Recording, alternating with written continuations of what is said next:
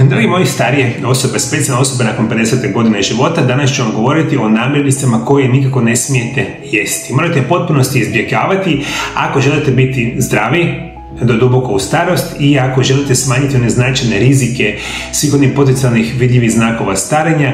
Generalno zdravo starenje će ići sa ovim mojim današnjim preporukama, ovim namirnicama koje ne smijete jesti. Kako starimo, naše tijelo prolazi kroz mnoge promjene koje utječu na način koji obrađujemo hranu i pića koja konzumiramo. Naš metabolizam usporava, a sposobnost detoksikacije tvari smanjuje se. To znači da hrana koju jedemo postaje još važnija za održavanje dobroga zdravlja. Osobito kada napunimo 50 godina. Neke namirnice, iako na prvi pogled su bezopasne, mogu ubrzati starenje, narušiti kognitivnu funkciju i čak povećati rizik od kroničnih bolesti. I zato ću u ovoj današnjoj emisiji dati ono sve što vama trebate od određenih skupina namirnica, ako ih lijepo zapamtite i ako ih jedete u potpunosti minimumu, osigurat ćete si puno veću šansu kvalitetnijih starenja bez bolesti i određenih tegoba. Prvo što morate voditi računa će biti kontaminirana voda. Voda je ključna za održavanje dobroga zdravlja, no važno je biti oprezan sa kvalitetom vode koju pijemo. Nažalost, mnoge izvore vode kontaminiraju štetne tvari, poput perfluorooktanske kiseline PFOA, vrste vječnih kemikalija koje se često nalaze u posuđu sa neprijanjujućim premazom, kozmetici i sredstvima za čišćenje. Ove kemikalije se ne razgrađuju i mogu se nakupljati u tijelu tijekom vremena, uzrokujući ozbiljne zdravstvene probleme, uključujući bolesti jetre, bubrega pa čak i rak. Za starije osobe to je posebno zabrinjavajuće, jer naša jetra i bubrezi postaju manje učinkoviti u detoksikaciji tih štetnih tvari. Preporučuje se ulaganje filtera za vodu koja može ukloniti ove toksine i to je ključno za voditi računa. Danas imate super jednostavno kupiti bokale već sa filtrima u njima adaptiranima i vi jedan od razloga kako ćete se produžiti kvalitetu života i život bez tegoba bit će kvalitetna voda, filtrirana voda, ne ova voda iz slavine koju pijete. Drugo, vodite računa o hrani koja iscrpljuje cink. Cink je važan mineral koji igra ključnu ulogu u održavanju zdravlja našeg imunološkog sustava, kože i kognitivnih funkcija. Kako starimo, sposobnost tijela da apsorbira cink se smanjuje, a manjak ovoga minerala može dovesti do nekoliko problema, uključujući smanjenje mišićne mase, slabiji imunitet i kognitivni pad. Rafinirani ugljikohidrati poput bijelog kruha, tjestenine i slatkiša mogu iscrpiti razine cinka. Osim toga, ove namirnice doprinose povišenim razinama šećera u krvi, što može dovesti do prerane starenja tkiva. Kada se šećer veže uz proteine u tijelu, uzrokuje stvaranje ljepljivih proteina, koji ubrzavaju proces starenja, uključujući bore, ukočene zglobove ili kataraktu. Stoga je važno izbjegavati rafinirane ugljikohidrate i fokusirati se na zdrave režime prehrane i zdrave namirnice. Cink, kasnije ćemo govoriti o nekakvim drugim mineralima, su jako bitni za vas stariji moji dragi gledatelji. Svi minerali i vitamini u vašem tijelu opadaju, što ste stariji bude sve gore i gore.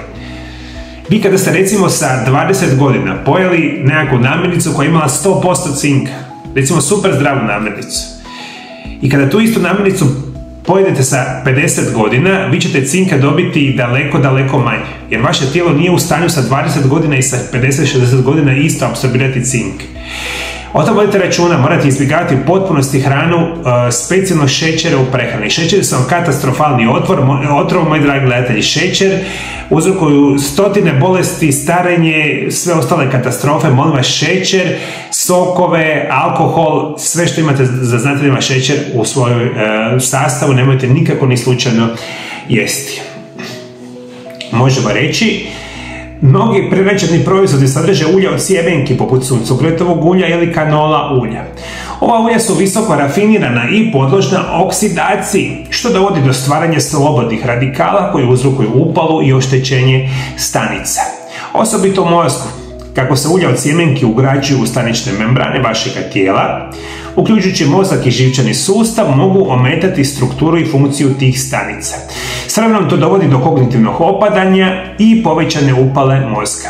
Prelazak na zdravije masti, poput maslinovog ulja, maslaca ili ribljeg ulja, izvrstan je način zaštite mozga kako starite. Prevedeno znači, sva ona najjeftinija ulja iz dućana nemojte nikako konzumirati, prebacite se na zdrave masnoće. Maslinovo ulje, avokado ulje, kokosovo ulje su vam puno bolja verzija jer vam čine vas zdravijim.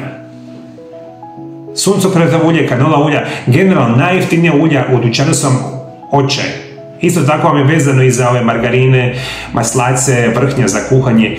100% izbjegavati. Jer to što više koristite, bit ćete sve gore i sve bolesti. Vodite računa isto tako o nečem što se nazivaju rafinirani sojini proizvodi.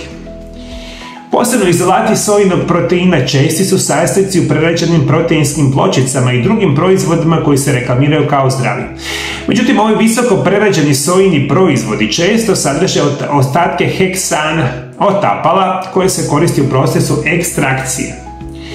A koji može biti štetan ako se konzumira dugoročno. Osim toga, ovi rafinirani sojini proteini nemaju nutritivnu ravnotežu cjelovitih sojnih namirnica, što dovodi do nedostatka esencijalnih hranjivih tvari. Konzumiranje prekomjernih količina rafiniranog sojinog proteina može pridonijeti suhoj, krhkoj kosi, dosadnoj koži i dugim znakovima preranog starenja. Umjesto toga odaberite cjelovite minimalno prerađene sojine proizvode poput tofua i tempeha u umjerenim količinama. Veliki broj ovih namirnica, a ono što veliki broj vas nije svjestan. Ja sam puno puta na mome kanalu govorio. Mi danas sigurno znamo da u hrani koju mi danas jedemo postoji otprilike 80.000 štetnih kemikalija, dokazanih, koji nam uništavaju zdravlje. Prevedeno, daleko najveći broj namirnica koje vi danas kupujete u dućanima u sebi sastoji 10, 20, 30, 40, 50 vrsta kemikalija. Jedni od onih najčešćih razloga zašto su opasni ovi sojni proizvodi ili dijelovi soje jer se stavljaju u veliki broj namirnica. Problem je sa sojom, jedan je od najuzgavajnijih, ajmo tako reći, usjeva diljem svijeta, jer se stavlja u veliki broj svih tih kemikalija i kasnije u namirnica, mi toga nismo ni svjesni. Zato vodite računa gdje god da ima ove soje, ako nije organska soja i njihovi proizvodi su jako, jako opasni. Isto tako vodite računa da rafinirani ugljikohidrati poput bijelog kruha, peciva i slatkiša mogu pridonijeti visokom šećeru u krvi i inzulinskoj rezistenciji, koji su povezani sa različitim zdravstvenim problemima kako starimo.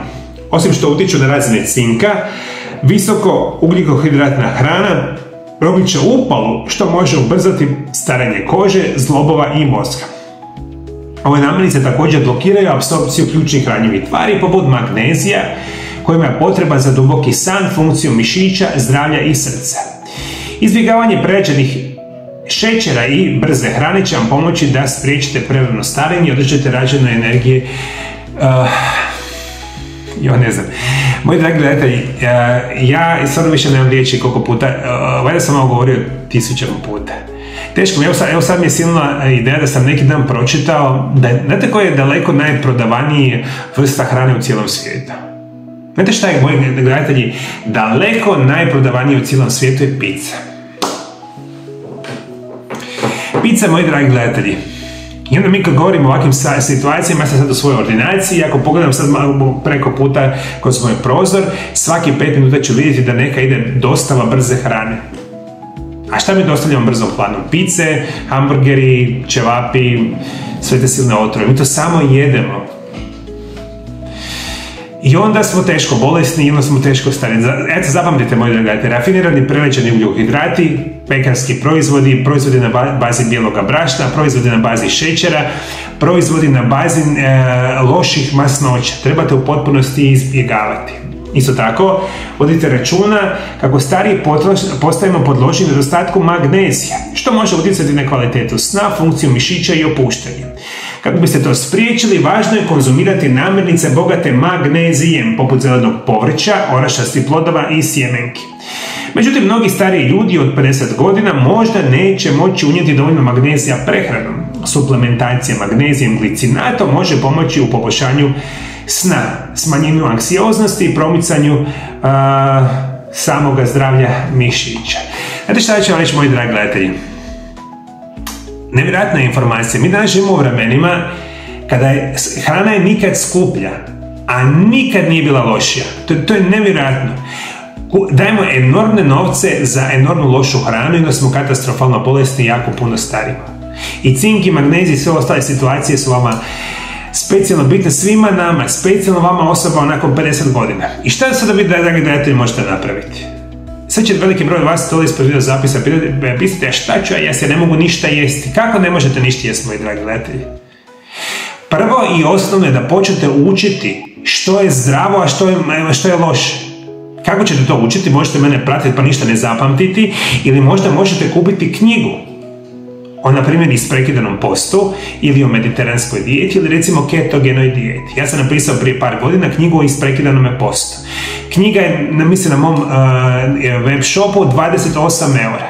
Za danas za 28 eura ne možete kupiti jednu veću picu i dvije Coca-Cole.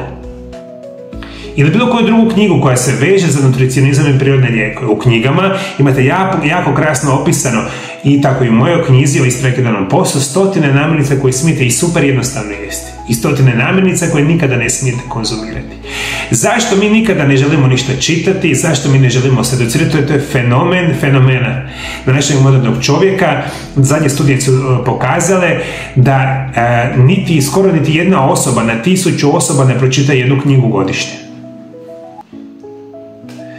I onda navali na brzu hranu, na ove dostavljače koji donose pice i samo stavljamo u sebe i bolesni, ne daj Bože pročitati malo knjige, pa naučiti.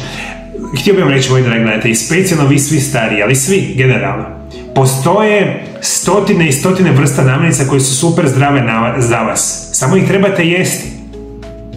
Zašto mi to ništa ne jedemo? To su različiti uzroci, a ovo su danas u kratkim crtama namirnice koje osobe nakon 50. godine ne bi trebali konzumirati. I ako već to izbacite, već ćete biti na puno boljoj verziji i kupite si, za Boga miloga, uštedite si to malo novaca, kupite si koju knjigu o zdravom načinu života i prehrani. I onda prema tome fokusirajte svoj život i onda ćete vidjeti kako će se vaš život preokrenuti. Jer na temelju svemu će vam prvo biti razumijevanje o zdravom načinu života i prehrani. Kada ništa ne razumijemo, onda nam ništa neće ni pomoći. I onda šta ću ja jesti ako ja cijeli dan jedem pice, hamburgere, bijeli kruh, tjesteninu ili tako, jad mi. Ne daj Bože pojesti bananu, mrkvu, jabuku, malinu, ne daj Bože, katastrofa. Ili pojesti nekako lijepo varivo sa grahom ili nešto sa povrćem, Bože sačuvaj. Kad se može kupiti pice, hamburgeri, sve lijepo dođe, ne morate se ni truditi, samo jedete. Super. Moji dragi gledatelji, ako imate bilo kakvih informacija o lošoj prehrani koja je vama negativno utjecala na vaše zdravlje, molim vas dole ispod video zapisa pišite, komentirajte, pomognite nekoj drugoj osobi, ali ako ste slučajno primijetili da ovaj video zapis je pomogao vama, jako bi bilo lijepo da ga podijelite sa nekim drugim osobama putem interneta, Facebooka, e-maila, društvenih mreža, pa proširite malo znanja o zdravom načinu života i prirodnim lijekovima i ćemo na taj način pomoći puno većem broju osoba. Zadnjih 25 godina i nakon završetka fakulteta liječim pacijente danas iz cijeloga svijeta. Moja osobna specijalnost je da vas putem nutricionizma i prirodnih lijekova preveniram i naučim kako da liječite bilo koju bolest modernog čovjeka. Isto tako, ako ste osoba koja ima problema sa zglobovima, leđima, artritisima, koljena, kukova i sl., onda možete doći u moju ordinaciju gdje ćemo koristiti medicinske metode, fizikalne terapije i rehabilitacije u kombinaciji sa mojim metodama prirodnih liječenja i programima da izliječimo vaše tegobe. Imate dvije mogućnosti kako ja vam mogu pomoći. Prva opcija je da dođete u moju ordinaciju i zato ukoliko želite nazovite broj telefona +385 98 91 79 200. Isto tako nas možete kontaktirati putem Vibera ili Whatsappa gdje možete dogovoriti liječenje u ordinaciji. Druga opcija moje pomoći svima vama biti će moje telefonske konsultacije. I zato svi vi koji me sada slušate iz Sjeverne Amerike, Južne Amerike, Europe, Afrike, Bliskog istoka, Australije ili Azije, ja vam danas radim sa cijelim svijetom, možete odmah nazvati moju ordinaciju i dogovoriti moje konsultacije. Ja ću vam drage volje pomoći i naučiti vas kako se putem prirodnih lijekova i nutricionizma liječe vaše bolesti. Isto tako sam autor 3 knjige o nutricionizmu i prirodnim lijekovima. Ove moje 3 knjige vas uče kako da znate sami sebe obraniti od najgorih bolesti modernog čovjeka. Sve ove 3 knjige imate sada odmah kupiti na mojoj službenoj internetskoj stranici mariolab.hr. Sve informacije imate dolje ispod video zapisa. Knjige su prevedene na hrvatski, engleski jezik i na druge jezike. Sve informacije imate na mojoj internetskoj stranici. Iskoristite mogućnost, ja ću vam drage volje pomoći ili u ordinaciji, ili putem telefonskih konzultacija iz bilo kojeg kraja svijeta, slobodno mi se javite.